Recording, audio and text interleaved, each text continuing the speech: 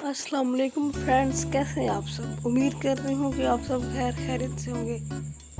ये है मेरी न्यू बाइक यामा YBZ-DX।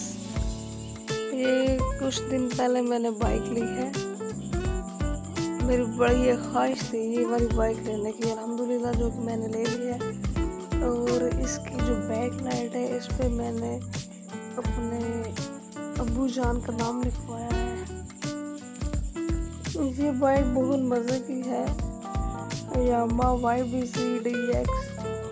जो भी इस बाइक को चलाता है इसका फ़ैन हो जाता है। इसके बहुत कमाल के फीचर्स हैं जो कि मैं आहिस्ता आहिस्ता जब चलाऊंगी तो कोशिश करूंगी कि वीडियो बना के सबके साथ शेयर करूं, ताकि आप लोगों को भी, जो लोग अदर बाइक के शौकीन हैं, उनको भी पता चला कि जो सबसे मज़े की बाइक है वो यामा में आ रही है। जी, नाम हो गया है कंप्लीट, चौधरी मोहम्मद अकरम।